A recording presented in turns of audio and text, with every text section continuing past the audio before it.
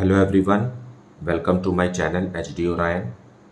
हम पढ़ रहे हैं accountancy for class 12 TS Grewal की टेक्स्ट बुक से 2022 edition, chapter 8 dissolution of a partnership firm. और इस वीडियो में हम पढ़ेंगे preparation of realisation account, partners capital accounts and bank और cash accounts on dissolution of a firm. So let us see some questions from the textbook. Question number 33. Rita and Shobha are partners in a firm. Fancy Garments exports, sharing profits and losses equally, means 1:1. On 1st of April 2022, the balance sheet of the firm was, so यहाँ balance sheet दिया हुआ है, liabilities के तरफ दिया है sundry creditors, bills payable, loan by Rita जो कि एक partner है, reserve, capital account of partner Rita and Shobha, और एसेट्स की तरफ दिया हुआ है cash, bank, stock, book debts मतलब debtors and provision for doubtful debts भी है जो कि एक लाइबिलिटी है, and plant and machinery, land and building and loan to partner Shobha. Okay, now आगे इंफॉर्मेशन में लिखा हुआ है The firm was dissolved on the date given above. The following transactions took place. Rita took 25% of the stock at a discount of 20% in settlement of her loan. Now see, Rita का loan जो है, fine, ये है रीटा का loan 25,000। इसके बदले में रीटा ने स्टॉक का 25% ले लिया और वो भी 20% डिस्काउंट में। इसके अलावा लोन का कुछ भी अमाउंट रीटा को पे नहीं किया गया, सिर्फ 25% स्टॉक का, वो भी 20% डिस्काउंट में। बुक डेट्स यानी debtors realise ₹54,000 and balance of stock was sold at a profit of 30% on cost. Now यहाँ स्टॉक का 25% तो पार्टनर रीटा को दे दिया गया और बाकी का जो 75% है उस पर 30% प्रॉफिट में बेच दिया गया। Sundry creditors were paid out at a discount of 10%. Bills payable were paid in full. Plant and machinery realized ₹75,000. Land and building ₹1,20,000. Rita took the goodwill of the firm at a value of ₹30,000. ये एक goodwill है लेकिन balance sheet में दिया हुआ नहीं है, सो इसे भी ले जा सकते हैं, ये वैल्यूएशन हुआ है। An unrecorded asset of ₹6,900 was handed over to an unrecorded liability of ₹6,000 in full settlement. Now इसकी कोई भी एंट्री करने की ज़रूरत नहीं है। फाइन, अनरिकॉर्डेड एसेट और अनरिकॉर्डेड लाइबिलिटी को बाहर ही सेटल किया जा सकता है। Fine, realisation expenses were 5,250. Show realisation account, partners capital accounts and bank account in the books of the firm. So let us see the solution for this question.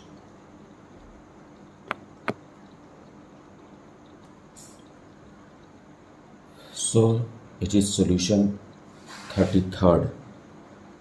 Question number 33 का solution है।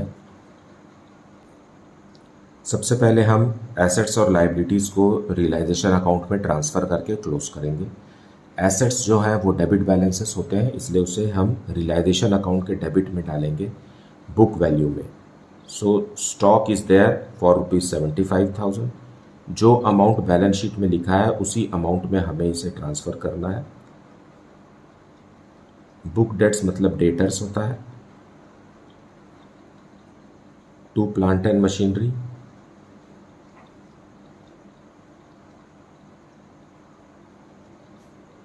₹45,000 and to land and building,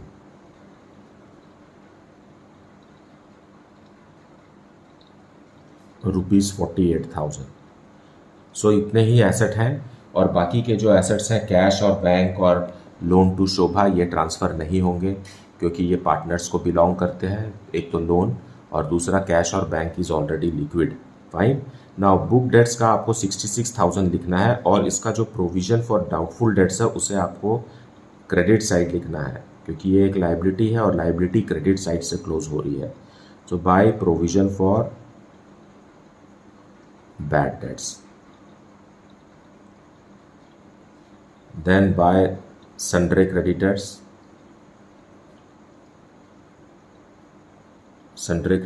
rupees 75,000, then by bills payable,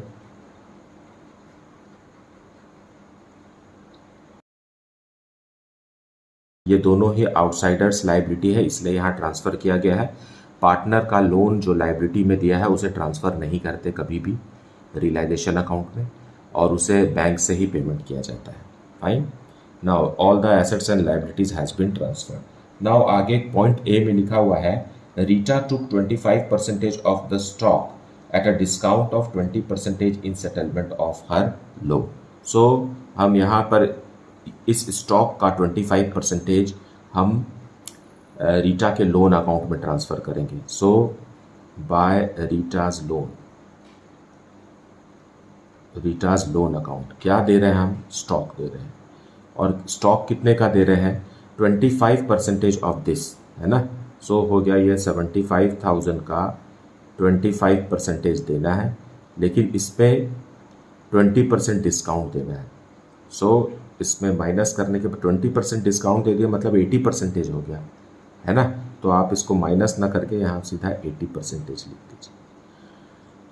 सो इतने रुपए का stock जो है रीटा को दिया गया है, और ये हो गया अमाउंट आ जाएगा 15,000 रुपीज़ का इन फुल सेटलमेंट, है ना। इस बात को ध्यान दीजिए, यहाँ लिखा हुआ है Rita took 25% of the stock at a discount of 20% in settlement of her loan. मतलब यहाँ फुल सेटलमेंट हो गया, अब आगे कुछ पे करने की ज़रूरत नहीं है। और बैलेंस शीट में देखिए रीटा का लोन 25,000 का है और रीटा को सिर्फ 15,000 रुपीज़ का स्टॉक दिया गया, मतलब बाकी का जो है वो गेन हो गया फर्म के लिए, गेन ऑन रीटाज लोन कितना? 10,000 रुपीज़ का। सो इस तरीके से रीटा का लोन को भी हमें यहाँ पर ही शो करना है, लेकिन ये पेमेंट स्टॉक में हो रहा है इसलिए यहाँ इस तरीके से लिखा गया है, और जो गेन है वो तो रियलाइजेशन अकाउंट में ट्रांसफ़र होता ही है। इसे हम फिर से देखेंगे जब हम रीटा का लोन अकाउंट बनाएंगे। और आगे लिखा हुआ है book debts realised rupees 54,000। So all the realisation of the assets will be done from by bank, it is by bank, fine book debts. Book debts से हमें पैसा मिला है 54,000, और आगे क्वेश्चन में लिखा हुआ है कि balance of the stock was sold at a profit of 30% on stock on cost. So stock, अब यहाँ देखिए 25% तो हमने रीटा को दे दिया, 75% बच गया, फाइन, मतलब 75,000 का 75% बच गया, और इसको हमने कितने में बेच दिया? इसे हमने 130% में बेच दिया, है ना। सो इसको 130 डिवाइडेड बाय 100 कर देंगे। So whatever the amount is that is the realisation of 75% of stock, and the amount is 73,125. Okay, then आगे क्वेश्चन में लिखा हुआ है प्लांट एंड, पॉइंट डी में पढ़ेंगे, प्लांट एंड मशीनरी से 75,000 मिला। सो इधर लिखेंगे प्लांट एंड मशीन को जब बेचे गया तो 75,000 मिला, और लैंड एंड बिल्डिंग से 1,20,000, लैंड एंड बिल्डिंग से rupees 1,20,000। Okay, then point F में देखिए क्या लिखा है, an unrecorded asset of rupees 6,900 was handed over to an unrecorded liability of rupees 6,000 in full settlement। तो इसका कहीं भी रियलाइजेशन अकाउंट में लिखने की ज़रूरत नहीं है, वो एक अनरिकॉर्डेड एसेट और अनरिकॉर्डेड लाइबिलिटी आपस में सेटल हो रहे हैं, तो उसे आउटसाइड द रियलाइजेशन अकाउंट भी सेटल किया जा सकता है, उसे यहाँ लिखने की कोई भी ज़रूरत नहीं है। नाउ अब रिमेनिंग पॉइंट्स को डिस्कस कर लेते हैं। पॉइंट सी में लिखा हुआ है sundry creditors were paid at a discount of 10% and bills payable were paid in full. So liabilities को हम डेबिट साइड से पे करेंगे to bank sundry creditors. Sundry creditors को हमने कितना दिया? 10% डिस्काउंट में, मतलब 75,000 का है, उसमें 10% मतलब 7,500 लेस करेंगे अमाउंट आएगा 67,500 रुपीज़ पे किया गया। और बिल्स पेबल को फुल, बिल्स पेबल को फुल मतलब एक्सपेंसेस भी है। देखिए पॉइंट जी में लिखा हुआ है there is expenses on realisation. इतना सब काम करने में एक्सपेंस तो होगा, सो ये हो गया।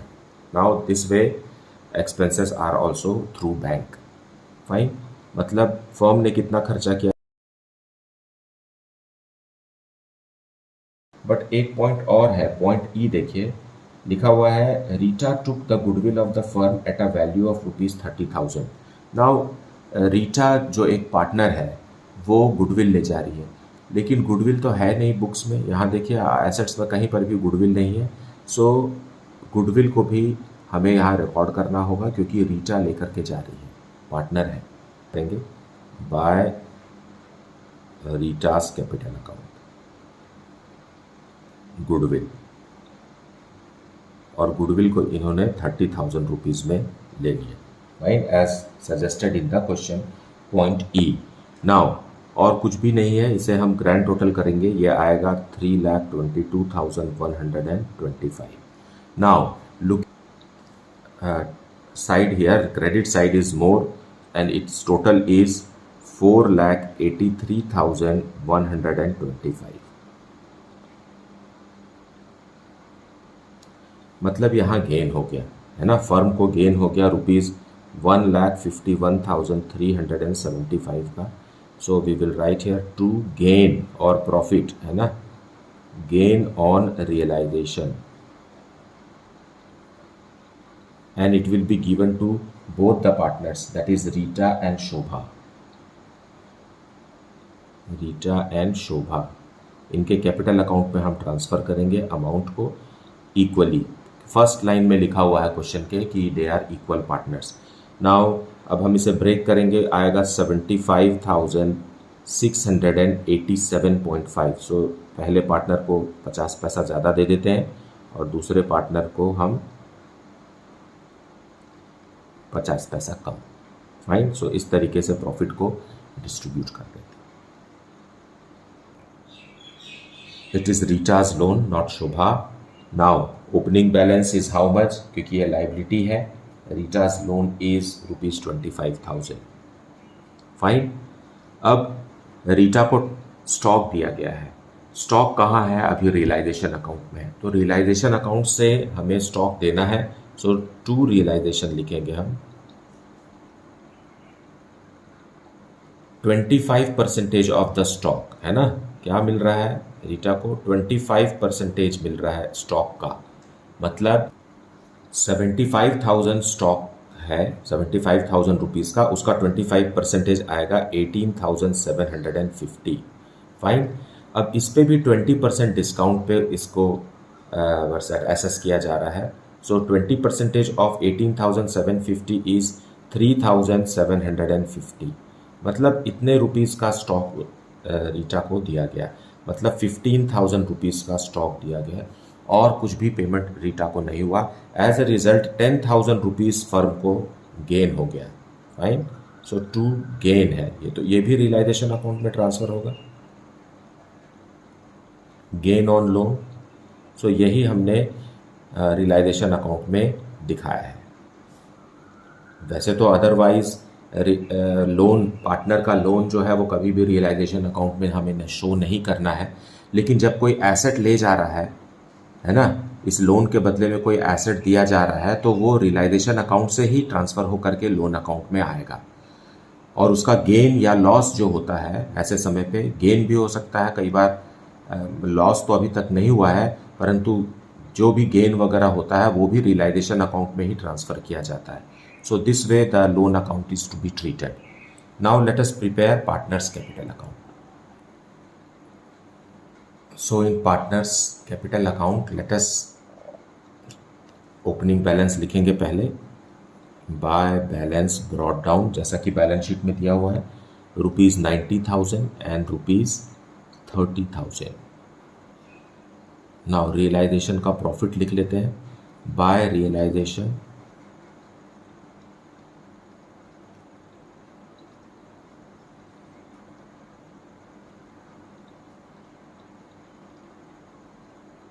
देन जनरल रिजर्व भी है, बैलेंस शीट में रिजर्व है,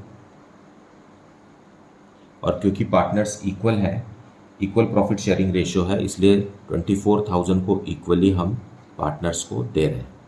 okay, now from realisation account Rita has taken goodwill, so to realisation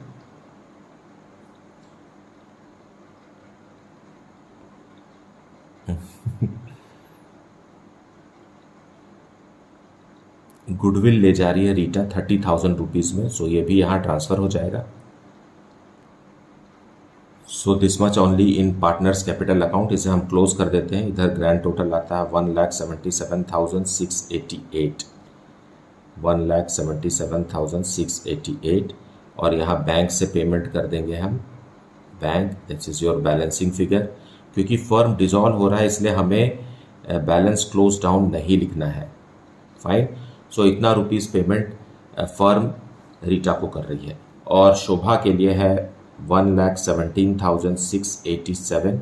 so this much only 1,17,687. Now this is the final payment made by the firm to the partners. Fine. सबसे पहले firm outsiders liabilities को पे करती है, उसके बाद partner के loan को पेमेंट करती है, उसके बाद अगर रकम बचती है तब जाकर के पार्टनर के कैपिटल का पेमेंट होता है. इसके बावजूद भी अगर पैसा बच जाता है तो उसे पार्टनर के प्रॉफिट शेयरिंग रेशियो में दे दिया जाता है उन्हीं को. फाइन. लेकिन अभी एक और लोन है, दैट इज़ लोन टू शोभा, जो कि फर्म ने शोभा को दिया था, वो भी रियलाइज करना बाकी है. So let us realise it by opening Shobha's loan account, and finally we will see bank account. So let us see loan to Shobha account. Fine. शोभा का लोन जो है एक एसेट है, फर्म ने शोभा को दिया है, Shobha is a partner. Fine. So opening balance इधर आएगा, टू बैलेंस ब्रॉट डाउन, और ये जो अमाउंट है 10,000 रुपीज़ का है, और इसे शोभा से रियलाइज किया जाएगा. Fine. So Shobha will pay to the firm 10,000 rupees. That's very simple. So इस तरीके से शोभा ने लोन का पैसा वापस फर्म को दे दिया. Fine. Now let us see bank account. Now bank account में पहले लिखेंगे टू बैलेंस ब्रॉट डाउन, क्योंकि हम बैंक अकाउंट बना रहे हैं इसलिए ओपनिंग बैलेंस है 30,000 का. कैश भी है, उसे भी यहाँ ट्रांसफ़र करके क्लोज कर देंगे. डेबिट साइड वर्सेट एसेट साइड दिया हुआ है, डेबिट बैलेंस है. फाइन. एंड देन रियलाइजेशन से हमें पैसा मिला है,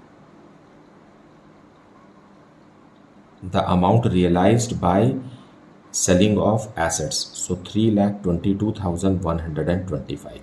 फिर शोभा से भी मिला है, शोभाज लोन,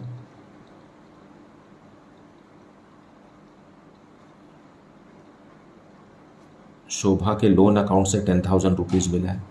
फाइन. देन पेमेंट के साइड है रियलाइजेशन. रियलाइजेशन में पेमेंट हुआ है 1,02,750 का. एंड देन कैपिटल से पेमेंट हुआ है by capital of Rita and Shobha 1,47,688 and 1,17,687. So ये है 2,65,375. That's all.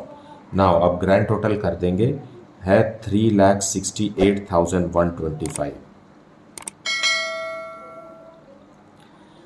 सो इस तरीके से बैंक अकाउंट भी क्लोज हो गया. बैंक अकाउंट में भी कोई भी क्लोजिंग बैलेंस नहीं बचा है. इस तरीके से जितना भी अकाउंट्स बैलेंस शीट में था, चाहे वो एसेट्स में था चाहे लाइबिलिटीज़ में था, वो सब बारी बारी हमने क्लोज करके ख़त्म कर दिया. Now the firm is dissolve.